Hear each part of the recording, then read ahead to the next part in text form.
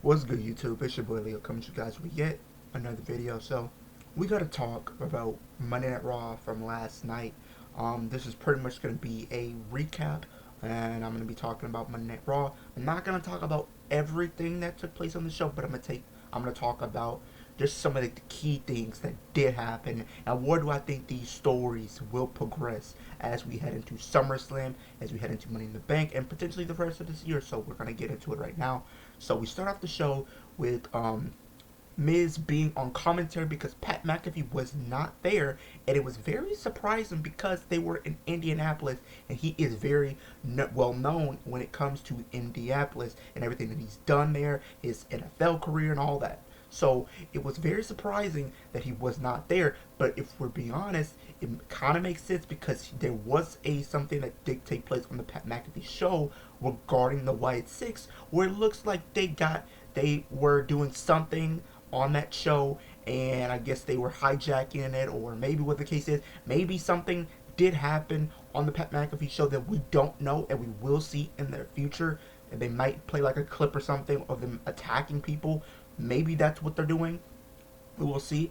But we have Miz on commentary, and then and they have somebody that just comes right through the screen, and it's Drew McIntyre. Drew McIntyre didn't come through, have a entrance or anything like that. He just looked like he came through the crowd. He hopped in the ring, he grabbed the mic, and he cut a promo. And in the promo, he was pretty much saying he was done with a lot of the people that are CM Punk fans. He's done trying to convince people that that CM Punk is a bad person. He's tired of people that's cheering for him, going to bat for him, and all that type of stuff. He's done. He's done trying to prove his point. And pretty much he talks about he's happy that he did what he did to CM Punk. He's happy that he's in pain. He's happy that he did all these dastardly, disgusting things to Punk. But in reality, it does make sense because Punk did cost Drew McIntyre the World Championship on WrestleMania, allowing Damian Priest to cash in. Then he cost him again at Clash the Castle when he had the match won and screwed him over in front of his family, in front of his friends, and he said he made a promise to his wife that he would become world champion, and Punk cost him the opportunity to do so. Now he wanted his revenge, and he did just that by going to SmackDown and getting a one-upping CM Punk by attacking him in his hometown of Chicago on SmackDown this past weekend, allowing, and then he goes on to say, you are going to watch me. You are going to watch me do something that you didn't. But before he says that, he shows a bracelet. And this bracelet is very synonymous with Punk because it was given to him by a fan and has AJ Lee's name and his dog as well. So he has both of those names who are very, very much important figures in his life. And the fact that Punk is just not Punk, but Drew is just walking around with that like it's a trophy case. That's pretty much making him even more intriguing. Um, then we see him talk about Money in the Bank. He says, I'm going to qualify for Money in the Bank. I'm going to win Money in the Bank. And I'm going to cash in the same night and become world champion in spite of you while you are sitting at home in pain and watching me do it. But if we're being honest, folks, that ain't gonna happen. I don't think they should have Punk go on social media, do anything like that. I think they should set things up to where he's not going to be there. They can set things up as a surprise return. I do, and we did see next week we will begin a Money in the Bank qualifying match between Drew McIntyre, Sheamus, and Ilya Dragunov. And as much as I like all those competitors involved, I don't think we're going to see either one of those people win it. I would love to see Ilya Dragunov win it, but I don't think it's his time. I think if we're being honest, Sheamus is not winning because we know Louis Kaiser is going to get involved in that match and cost Sheamus the opportunity to qualify for that match. But the way they're going to set this up, when we get to Money in the Bank, they're going to set things up in the match where Drew is pretty much taking out a lot of the people in the match. He's climbed that ladder. He's about to unhook that briefcase. and CM Punk comes back and pushes like Drew McIntyre off the ladder, maybe into another ladder or something like that. Maybe they'll do a spot like that, and then this will make the third time Drew has gotten screwed over by Punk, because he would have screwed him over at WrestleMania, screwed him over at Clash of the Castle, and now at Money in the Bank. And now you can finally set things up for their first encounter at SummerSlam, because I do think that's when they're finally gonna actually clash and have their first match. Honestly, I think they're gonna probably do like a best of 3 series type of scenario, because I think they can actually get some decent matches out of these people. So I do think that's kind of how they're gonna set that up, and then that was pretty much like your opening segment. Now we're gonna get into some more stuff. Now we see um, the Judgment Day locker room, or so to speak, and Damian Priest is going in there, and you see, Finn Balor, JD, Dom, and Carlito. You see those guys in there, and they still have the same Judgment Day locker room. Don't get me wrong, but they're playing PS5. They got chicken nuggets. I think some other stuff, but the main two that I can think of is PS5 and chicken nuggets, because Dom is just eating chicken nuggets. He loves his chicken nuggets. But then Priest is asking them what's going on, and Dom goes up to Priest, and he says, this came from Liv. Liv gave us this stuff. And Damian, he's not really on the side of it. He's not really okay with this happening. He's trying to figure out, like, he's in his mind, it's too good to be true, because he feels like there's something going on. And then, while they're still talking, Dom gets a text. And Dom pauses. And Priest was like, well, what's going on? Is everything okay? He turns his phone around, and Priest, like, he has the oh my gosh type of reaction, and then so does the rest of Judgment Day. And the way they set it up, she sent him some nudes. She did. She sent him some freaky pics. That's exactly what happened. And Carlito just said, that's cool. Now, I don't blame you, Carlito. Now, that's cool. Because, let's be honest, Dom is married. He has Rhea supposedly as his girlfriend, and has a side chick in Liv Morgan. And they close that segment off. Then later on the show, Liv Morgan, she's coming out there. She's trying to call out Dom. She's calling him Daddy Dom and stuff like that. She even has a shirt that says Daddy's Girl on it. And then Zelina Vega comes in. And then they start having their promo, because they're setting things up for their match. I thought it was going to be at Money in the Bank, but it's going to be on next Monday's Raw. And on top of that, they're also setting things up for another match. And I'm going to talk about that in just a minute. Now, we see Dom come out there. He says, I know, Zelina, you're trying to win this championship. And he says he's trying to help Zelina Vega win.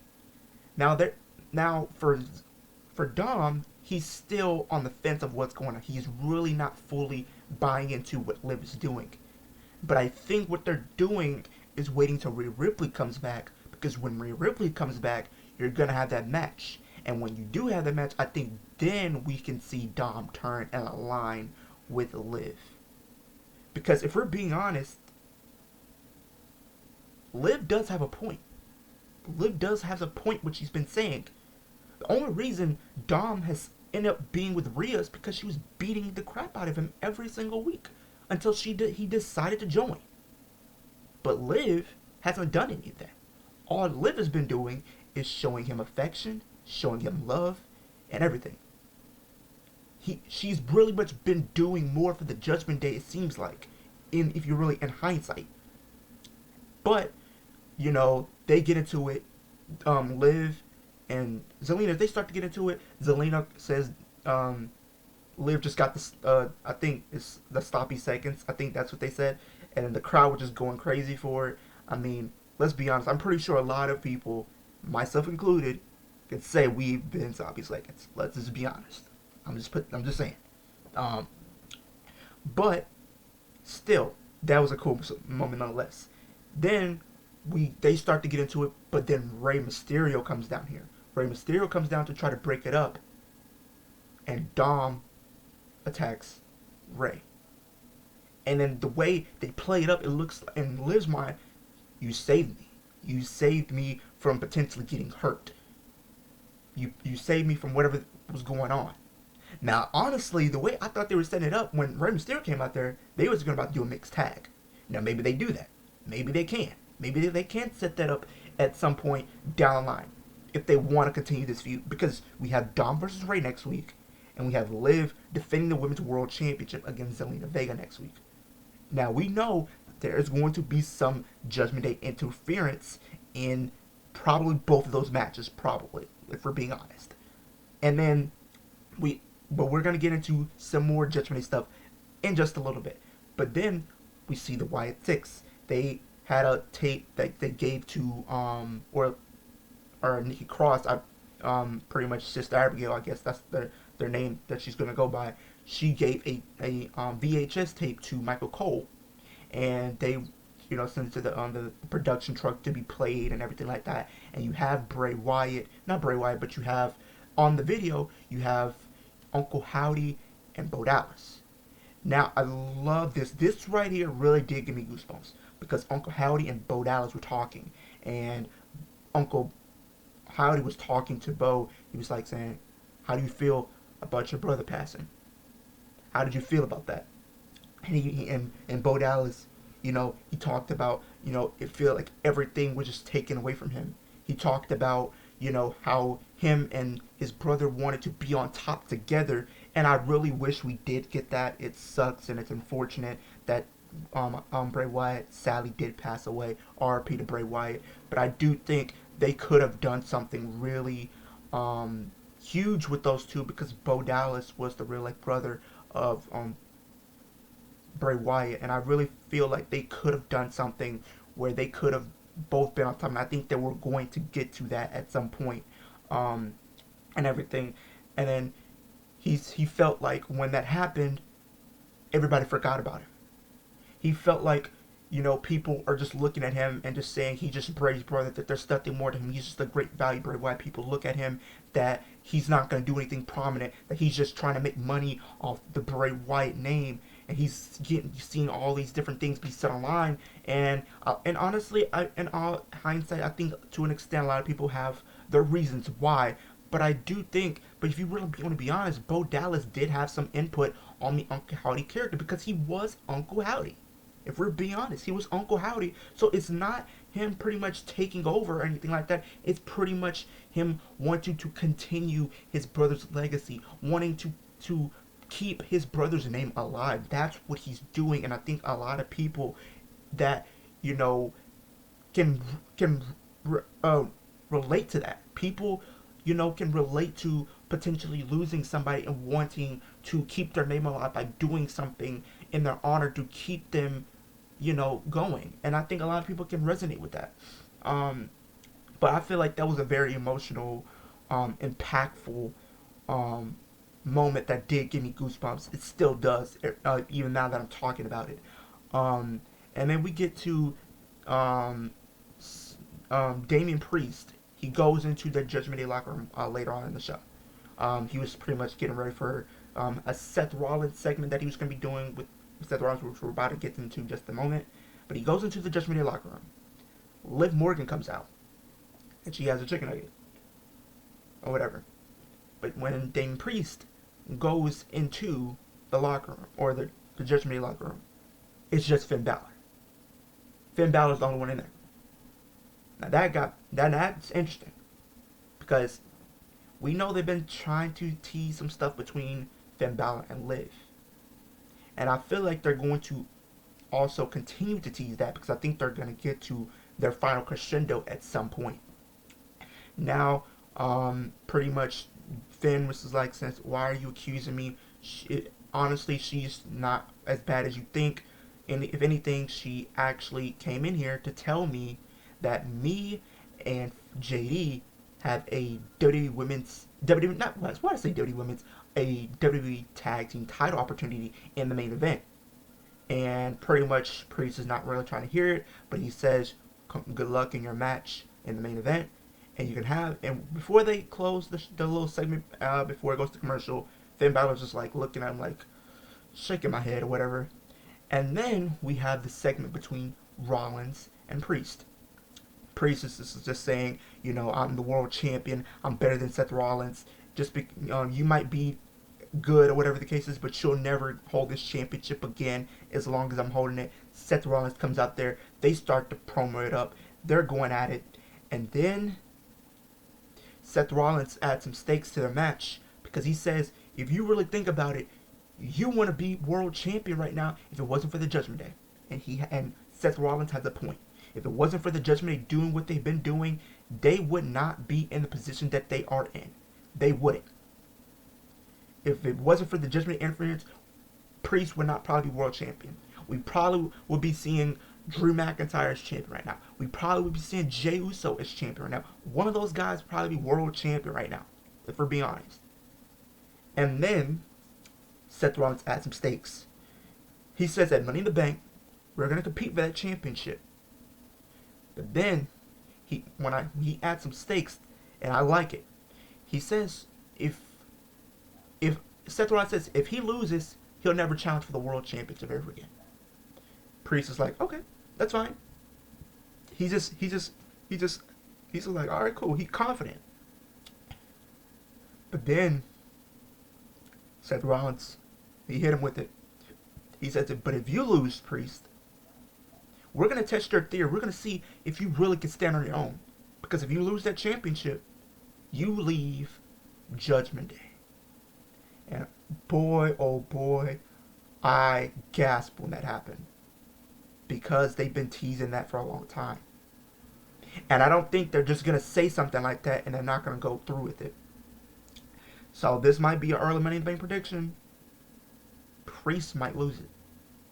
Priest might lose that world championship. Now I know it would suck for Seth Rollins because he'll be a transitional champion.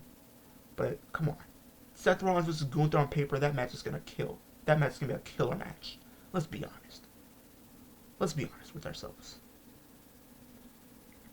But they teased, and then, but here's what Priest said in rebuttal to that. He says, the Judgment Day need me more than I need them. Now that hammered it home for me. That made me hammer it home in the sense of, oh yeah, Priest is probably going to lose his championship. Because I'm pretty sure that the Judgment Day were hearing what was said, even though they didn't show them. They were listening. And later in the show, we have the Judgment Day of Priest and, not Priest, but Balor and JD compete for the tag titles. We knew there was going to be some interference from the Judgment Day. We seen Dominic come down there. We seen Carlito come down there.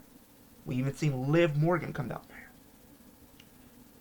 We seen Braun Strowman come down there, chased off Carlito. I mean, Liv Morgan was sweet talking R-Truth into giving them a title match, which worked. Priest, why does he keep saying Priest? Strowman came down there, like I said, chased off Carlito. Looked like he was about to attack none other than Dominic, but Liv was kind of being his shield, so to speak. Then, when the referee's distracted, Liv gets on the rope and gives R-Truth a hug. And in R-Truth fact, he just plays right into it. He's not really thinking. And Liv Morgan just gives him you can see the camera pan in on her, and her expression change, and she I guess she gets somewhat of a cobra on the rope as she gets off the apron,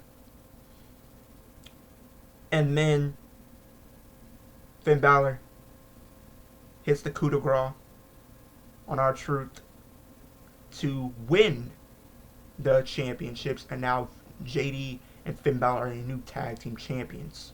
So now the tag team titles are back in the Judgment Day. But, but here's what happens. As they're celebrating, the they're winning the championships. Liv Morgan comes up and she's celebrating with them. Finn and JD are looking at each other and they shrug their shoulders and they just let her celebrate with them because she was the reason they got an opportunity and she is the reason that they won the tag titles. Now this all kind of plays into that story I was saying with Priest and Rollins at Money in the Bank. I feel like Finn Balor is going to get involved and cost Priest that championship just to one up him, just to spite him just a little bit. And then it could be a situation where you said you didn't need us anymore. You said that we needed you more than you needed us. But look at us, we're the tag team champions. Liv Morgan is your women's world champion. If anything, she's done more and been by our side more than you have ever been. She helped us win these tag titles. She helped us get another opportunity at these championships, while Damian has pretty much been focused on himself. And him focused on himself has allowed the beginning of the end of the Judgment Day for him. Because we know when it comes down to it, Rhea and Damian, they're like two peas in a pod. They have each other's back. They're attached at the hip. They're always going to go to bat for each other. And I feel like when Rhea does come back, the Judgment Day is going to be completely different than she left it. Because now you're going to have this new Judgment Day of Finn Balor, JD, Liv, and you're going to have Carlito. But for Dominic is still going to be on the fence. He's still not going to know what path does he want to take. And then we're going to get to this match maybe at SummerSlam.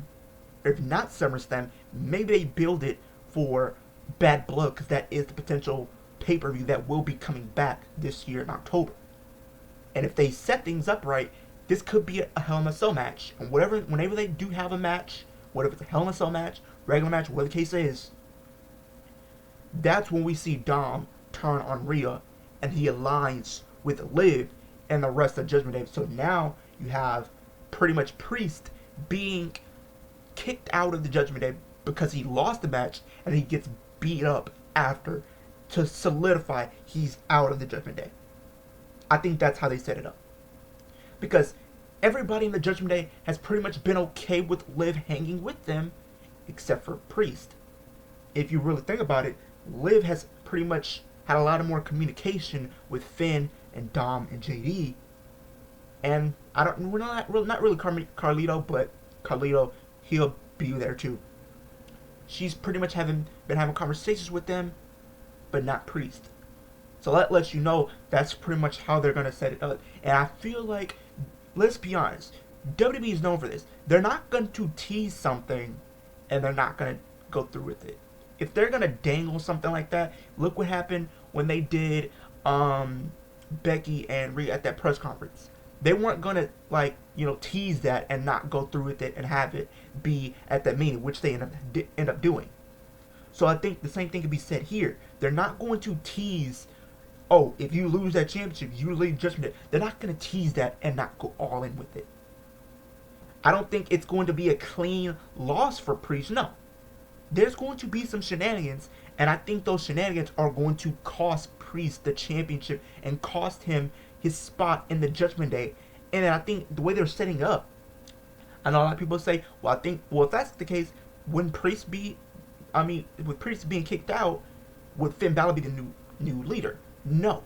The way they're setting this up, because we all knew when Rhea was there, she was the quote-unquote leader, and she was because of what she was doing, the success that she was bringing in, the stuff that she was helping them with. She was portrayed as the leader, and then pretty much Damian Priest was like the right-hand man, so to speak. So, if we're being honest, this is what's going to happen. If they do this new Judgment Day, right? Liv is probably going to be the new leader. I feel like Liv is going to be the new leader. The way they've been portraying this, Liv will be the new leader. And pretty much the second one would be Finn Balor, because Finn Balor would pretty much be the new right-hand man to Liv Morgan. and Liv Morgan would pretty much be the muscle and everything like that, pretty much in charge of, like, doing this, doing that, taking the hits and whatever the case is. So it'll pretty much be like that, and then you have Dom come in not too long after, and then pretty much the new love interest for Liv Morgan instead of Rhea Ripley, and you can have them with gold. You can have that new faction go after the gold that they want, because they can still go after the IC title if they want to. They can probably go after the world title if given the chance to. They could have all the gold if given the chance. So we will have to see how that does play out. But this definitely intrigues Money in the Bank, because now it's making it Money in the Bank a must-see show. This is definitely going to get a lot of more eyes on this match to see how this match plays out and what happens after the match. So I definitely think this is going to be something I'm definitely going to be looking to. But that is the end of the video, you guys. Comment down below, what was your favorite part of Monday Night Raw? Are you looking forward to some of the stuff that was that we did see on Raw? What do you guys think? A lot of these stories will head over time as we head into Money in the Bank, as we head into SummerSlam and the rest of the year. Leave it all down in the comment section down below. We're on the road to 250 subscribers, but the ultimate goal is 10K. When I do hit 10K, one of you lucky fans will have the opportunity to win a WWE Championship from WWE Shop.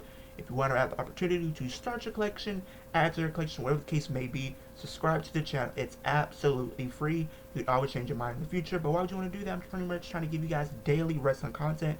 Like I said, let's get to 10K. I know we can do it as a wrestling family, as a wrestling community, so let's do it. Super kick that like button, helps my channel get pushed across the platform. More people can see what I'm doing on YouTube. Superman Punch that post notification bells and every time no new video, whether it's a reaction video, rant video, live stream, any type of video, you can be in the loop of things when I do drop that video. But with that being said, I hope everybody has a great day, a great week, and I'll see you guys in the next video.